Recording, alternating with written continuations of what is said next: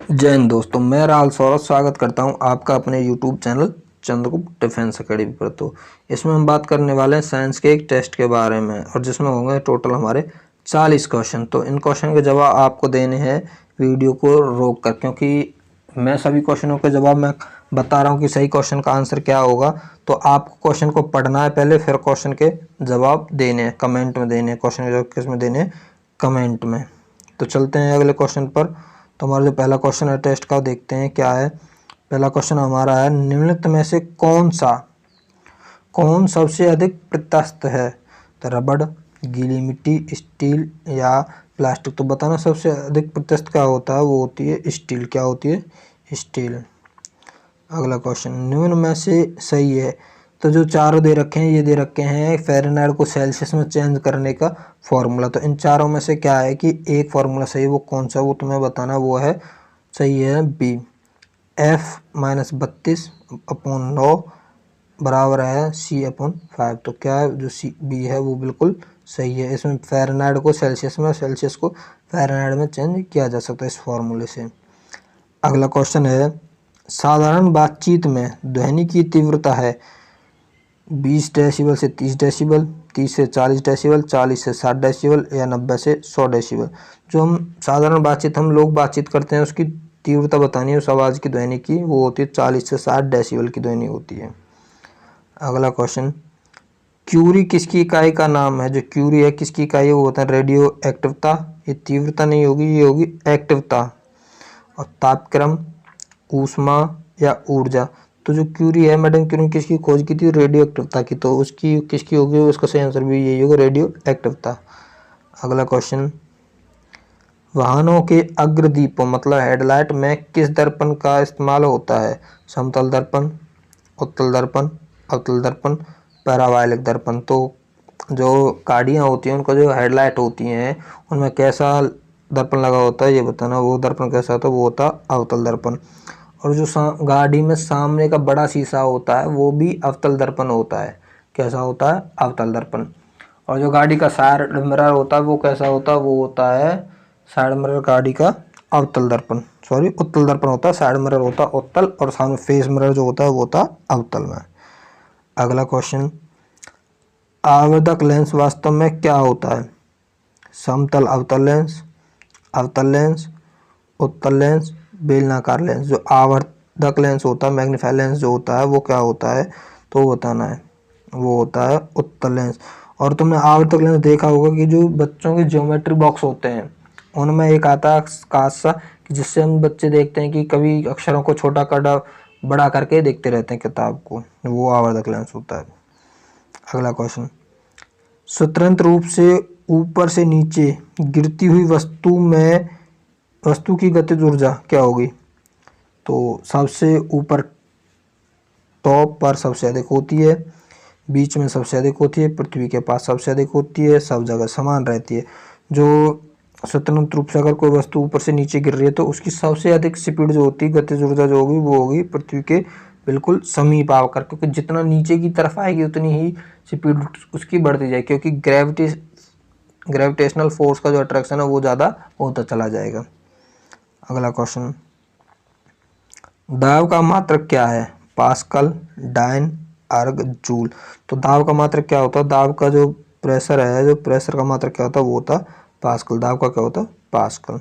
अगला question, decibel किसे नापने के लिए प्रयोग में लाया जाता है?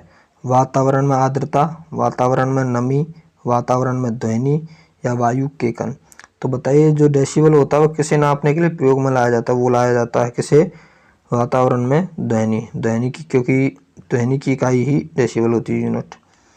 अगला क्वेश्चन, निम्न में से कौन सी सदिश राशि नहीं है? अगर पूछा कि सदिश राशि नहीं है, सदिश नहीं है का मतलब अदिश राशि बतानी है। स्थापन, वेग, बल या आयतन। तो आयतन जो इसका सही आंसर हो, क्योंकि आयतन जो है वो एक क्या है? वेक्टर क्वांटिटी नहीं है, एक केवल वो स्केलर क्वांटिटी है, अदिश राशि है।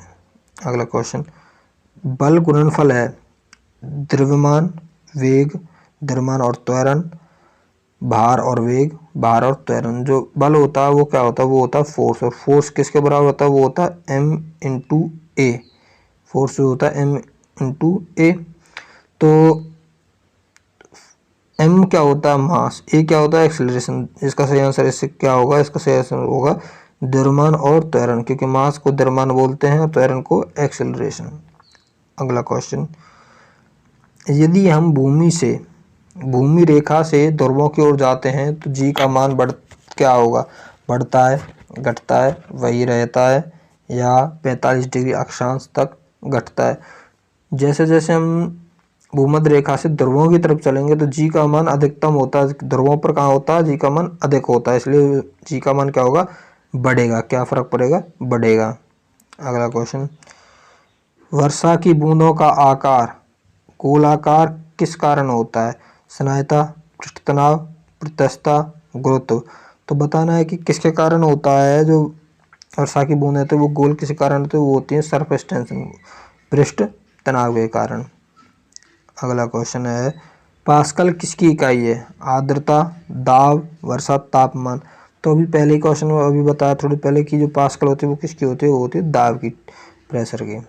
अगला क्वेश्चन, चंद्रमा का वायुमंडल नहीं है क्योंकि यह पृथ्वी के पास है, यह सूर्य की परिक्रमा करता है, यह सूर्य से प्रकाश प्राप्त करता है, या यहाँ परमाणुओं का पलायन उनके वर्ग माध्यम मूल वेग से कम होता है। तो इसका सही आंसर बताना क्या होगा, इसका सही आंसर होगा डी, कि यहाँ परमाणुओं का पलायन उनके वर्ग माध्य मूल से वेग से कम होता है।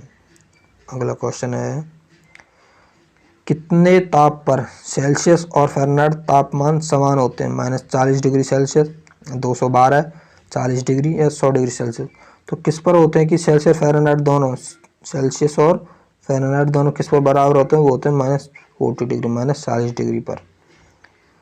अगला क्वेश्चन, न्यूनतम संभव ताप क्या है, -200 degree, -273 degree Celsius, 0 degree Celsius, 300 degree Celsius या 1 डिग्री सेल्सियस। तो बताएं न्यूनतम ताप क्या होता है, संभव जो ताप है वो है ए, 273 डिग्री सेल्सियस, -273 डिग्री सेल्सियस।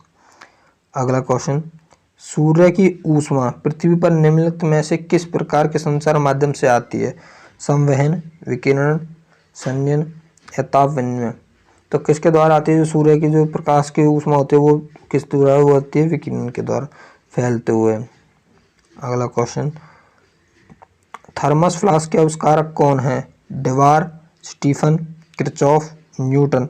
तो बताइए जो थर्मस फ्लास्क के खोज करता है वो कौन है, वो है डेवार। कौन है, डेवार। कौन है, इसका सही आंसर क्या है, डेवार। अगला क्वेश्चन, निम्न तापीय परीक्षण किस ताप पर किया जाता है, -20 degree Celsius, -40 degree Celsius, -100 degree Celsius या -196 डिग्री सेल्सियस। तो इसका सही आंसर क्या होगा, इसका सही आंसर होगा -196 डिग्री सेल्सियस। अगला क्वेश्चन, एक स्वस्थ मनुष्य के शरीर का ताप है 37 degree Celsius, 27 degree Celsius, 98.4 degree Celsius या 104 डिग्री सेल्सियस। तो शरीर का स्वस्थ जो मानव होता है, स्वस्थ मानव का शरीर का टेम्परेचर वो भी किस में बताना है, सेल्सियस में। तो वो कितना होता है, 37 डिग्री सेल्सियस। और फ़ारेनहाइट में कितना होता है, इसका कमेंट तुम्हें, इसका आंसर कमेंट में देना है।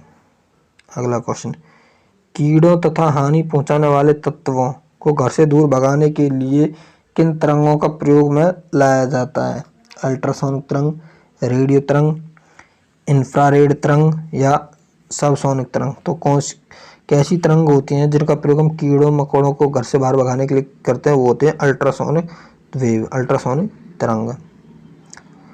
अगला क्वेश्चन है, वायु में ध्वनि का वेग कितना है, 330 मीटर पर सेकंड, 220 मीटर पर सेकंड, 110 मीटर पर सेकंड, 332 मीटर पर सेकंड।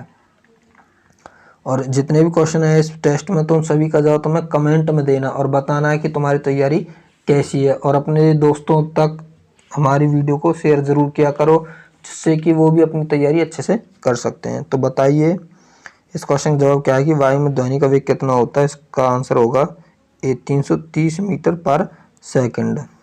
अगला क्वेश्चन, ध्वनि प्रदूषण किस में मापा जाता है, फोन में, डेसी में, डेसिबल में या डेसिमल में, तो किस में नापा जाता है? ध्वनि किस में नापी जाती है? वो उसी में ध्वनि प्रदूषण मापा जाएगा। तो ध्वनि मापी जाती है किस में? डेसिबल में। अगला क्वेश्चन, डेसिबल इकाई का प्रयोग किसके लिए किया जाता है? प्रकाश की गति के लिए, ऊष्मा की तीव्रता के लिए, ध्वनि की तीव्रता के लिए या रेडियो तरंग की आवृत्ति के लिए। तो अभी बताया था डेसिबल का प्रयोग किसके लिए किया? ध्वनि के लिए। किसके लिए? ध्वनि तीव्रता के लिए। अगला क्वेश्चन, अगर किसी भी क्वेश्चन में डेसिबल दिखाई देता है कि डेसिबल शब्द है जो किसी भी क्वेश्चन दिखाई दे, तो उसका जवाब मोस्टली हमेशा ध्वनि से रिलेटेड होगा, ध्वनि से संबंधित होगा। तो ध्यान रखना है कि डेसिबल किससे संबंधित होता है? ध्वनि से। अगला जो क्वेश्चन है वो है, डॉपलर प्रभाव किससे संबंधित है? ध्वनि, जनसंख्या, मनोविज्ञान या मुद्रा प्रचलन। तो डॉपलर इफेक्ट है वो किससे होता है? वो भी ध्वनि से ही संबंधित होता है।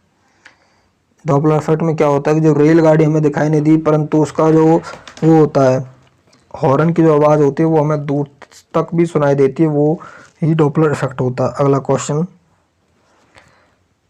प्रकाश का तरंग सिद्धांत किसके द्वारा प्रतिस्थापित किया गया था? न्यूटन, हाइगेंस, प्लैंक या फैराडे। तो किसने किया था?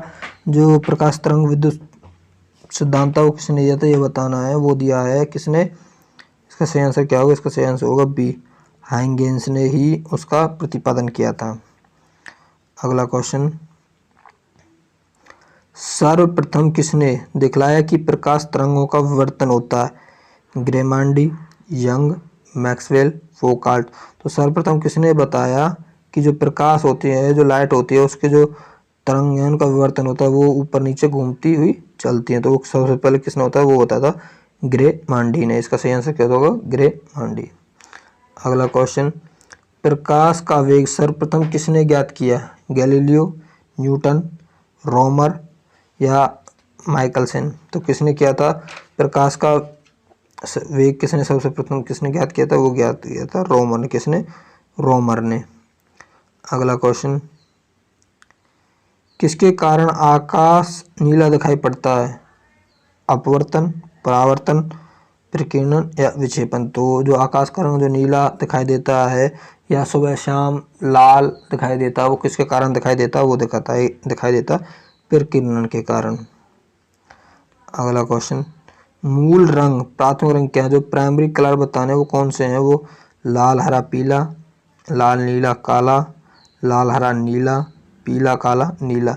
जो प्राथमिक कलर होते हैं वो होते हैं RGB के नाम से उन्हें याद रखा जाता है, जो होते हैं RGB। तो रेड, ग्रीन और ब्लू नीला। तो लाल हरा और नीला। जो इसका सही आंसर क्या होगा? सी। अगला क्वेश्चन, स्वस्थ नेत्र के लिए स्पष्ट दृष्टि की न्यूनतम दूरी कितनी होती है? 25 सेंटीमीटर, 20 सेंटीमीटर, 35 सेंटीमीटर या 40 सेंटीमीटर। तो कितनी होती है ये बताना है।